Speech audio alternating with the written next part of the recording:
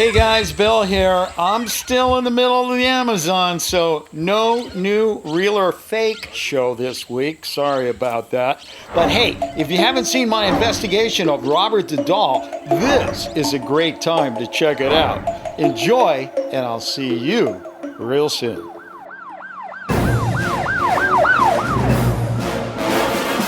This is the city of Key West, Florida, the most southern city in the United States. It's also the third most haunted city in America, with numerous companies offering nightly ghost tours through a bevy of haunted houses. The most famous ghost story of them all here centers around a rather large doll called Robert. As a child, who hasn't dreamed of a favorite doll or a teddy bear coming to life and being a very best friend forever and ever? Robert's story begins here in the center of town at a place called the Artist House. This is where a young man named Robert Eugene Otto received the doll as a gift from his grandfather back in 1904. Young Robert developed an unusually close relationship with his doll. So close, in fact, Robert started going by his middle name, Eugene, so that the doll could take the name Robert. The two became inseparable, and Eugene began to claim Robert the doll had supernatural powers. Whenever something went wrong, Eugene would say, "Robert did it." Eugene's parents once told friends they were awoken by screams late in the night. They raced to Eugene's bedroom where they found their son holding the doll down to stop it from moving around. Eugene grew up to become an artist, but the doll was never out of his life for very long. In fact, it stayed with him until he died as an old man in 1974. But even after Eugene was gone, the doll remained in the house for many years and has been blamed for car accidents, broken bones, job loss, divorce, and a whole bunch of other bad things. Since that time, there have been numerous movies and TV shows made about Robert. Robert has his own creepypasta page and a handful of books as well. One of those books was written by Key West resident and author David L. Sloan. This is a moment that people remember for the rest of their lives. The first time that they meet Robert the doll. Wow, there he is. Let me introduce you. Okay.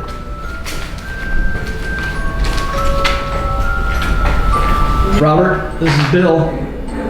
Bill's here to tell your story to the world, so we hope you're cool with that.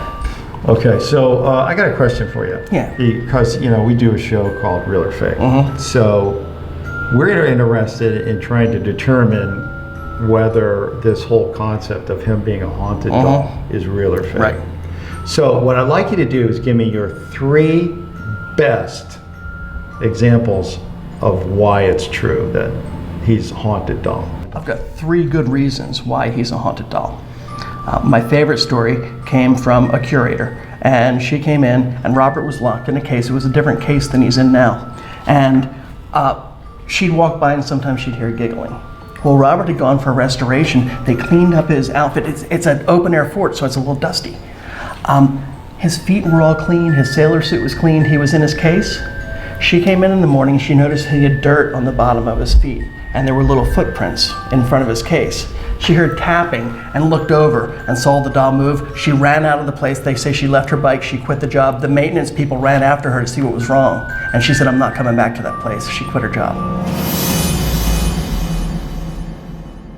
David's second best evidence was another story about a tour group that came to see Robert. There was a group here on a trolley tour, and one woman was being disrespectful to Robert. She had had a bit to drink, and she was like, hey. Robert threw his lion at the case, and there was the entire group on the tour saw that. Really? How long ago did this happen? This happened about 1.5 years, 2 years ago. Year and a half? Year and a half, 2 years ago. Is there any way to find any of those witnesses? Maybe.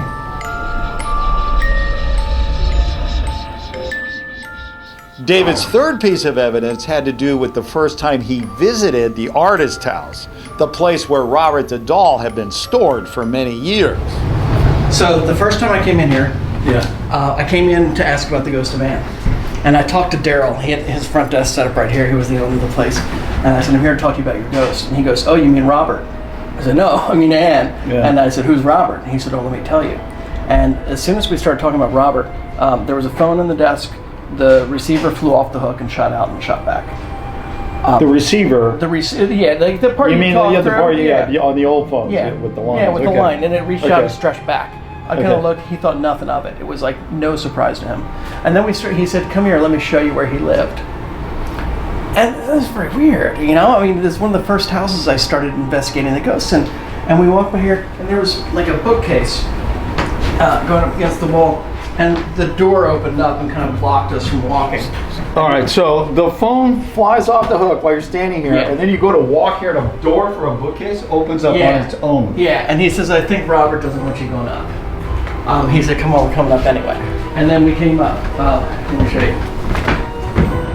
And as we get to the top, he points ahead, and you see the really steep staircase going up to the attic. And he says, this is where Robert lived, come on. Robert was up here? Yeah. Oh my God, this is spooky. So was this during the daytime when he did this? Yeah, it was middle of the afternoon. So we come up, and Daryl opens up this hatch, and we come into this room, and we come up here, and this room, now it's used for storage, but it was furnished with little furniture. It looked like little kids were about to have a tea party. There was a small wooden bench, a small wooden chair, little tables, all little Robert-sized things. And I immediately... Was it set up like a room for him? It was set up like the room had been set up for him. It hadn't been changed at the time. Wow. And I got this very negative heat energy. I thought that I was going to throw up. I felt like that metal rod going up my back. And I told Daryl, I said, I've got to get out of here. I'm not feeling good. And we went down. That was it. That was your introduction to Robert. Yeah, that was my introduction to Robert. I went to the museum later that day, got the exact same feeling. Wow. But a couple days later. But when I saw him, when I saw the doll the next time, same feeling. All right, so let me ask you something, because I need to ask you very succinctly. And that is, in your opinion, do you think Robert the doll is a haunted doll, real or fake? I believe real. You know, I like to be a skeptic. I like to say what else can cause things. I've seen enough people who have encountered Robert firsthand who have had things happen. There's no denying the experience these people are having. So Robert's having an effect on them. Whether it's a psychological effect or a ghostly effect, I'm not the one to say. I know the encounters I've had, and I've got no doubt in my mind that he's real. Okay, thank you. Yeah, my pleasure. Yeah. That's some pretty compelling evidence from a man who has not only studied this character for years, but also wrote the book on it. So if anybody knows the truth, it's got to be David L. Sloan. Okay? Now, add to this the fact that letters arrive at the museum every day asking Robert for forgiveness. You see, what happens is a lot of people visit the museum, they either take his picture without asking permission, or they make fun of him, or, you know, in some way disrespect him. Then they go home and terrible things happen. They realize they made a mistake and they write Robert asking for forgiveness.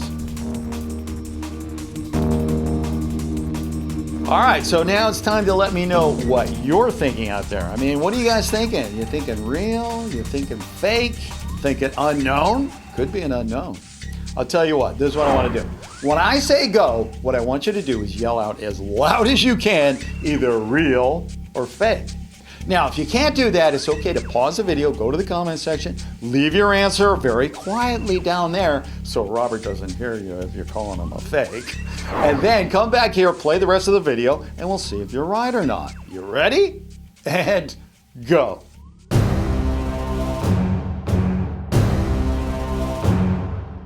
Hey, while we're waiting for everybody to vote, let's take a look at what a couple of people said on my community page about whether they think Robert is real or fake. London Williams said real because I don't think anyone would make that up. Free Bloomberg wrote, if it's in a museum, then it's real. On the other hand, Yaya Gaming said it's fake because there's a creepypasta about it. It's Blobby also thinks it's fake because if it was alive, wouldn't it need a heart and lungs? And finally, Commander Raymond spoke for a lot of you people when he just wrote, unknown. All right, so let's look at the official answer that we have over here. Okay. All right, says all the usual. We've looked at all the evidence, we've consulted with the experts, and based on all that, we have a final determination. And that determination is Robert the doll, as a haunted creature with supernatural powers, is no, actually I'm not saying it because what it says here is fake.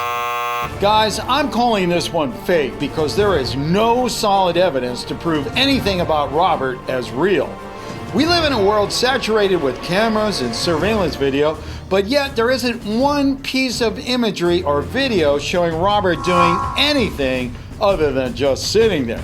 At the very least, you would think the museum would place a baby monitor or something in the room. I mean, come on.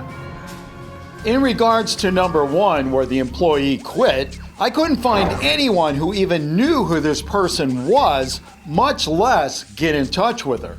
In the case of number two, David did get me in touch with the tour guide who supposedly witnessed the event of the drunk woman, but unfortunately, his company wouldn't allow him to talk about it. And as far as number three goes, we only have David himself as a witness to this one, so there's no confirmation of the events in the attic. In the end, I think what we need to do with this one is kind of leave it like the Megalodon. In other words, I'm going to leave the file open, and if anybody can come up with any solid, real evidence that proves Robert the doll is real, not only will I change the official answer from fake to real, but I will make a video telling you I was wrong, okay? In the meantime, I'll just be holding on to my own little replica here of Robert the doll, and if anything bad happens to me, you will be the first one to know. Right, Robert? Right, Bill, because I'm gonna kill you. No, Robert, how can you be so evil? Look at that little sailor suit. You look so cute. Funny guy.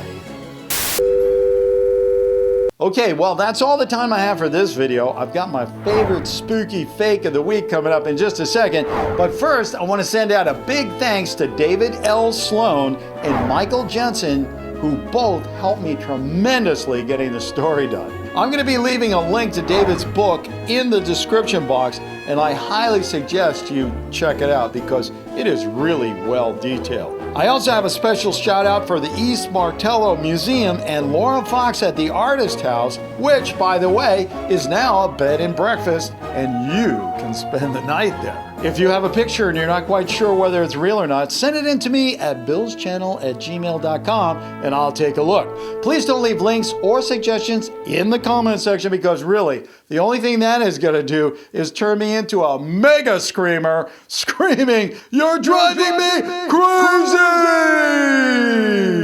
See you next time. And now for my favorite fake of the week. It's a video that claims to show a baby dinosaur successfully cloned by scientists. The video was first sent in by Bobby Lovins, who said he found it on Facebook. Bobby, the giveaway on this one is this little tag you see right here. It says JPL, and that stands for Jurassic Park Laboratories, who just happen to be the people who make all the dinosaurs for the Jurassic Park movies. Can you say super fake? Hey, don't go away just yet. There are a whole lot more real or fakes you can look at. Just go ahead and click on one.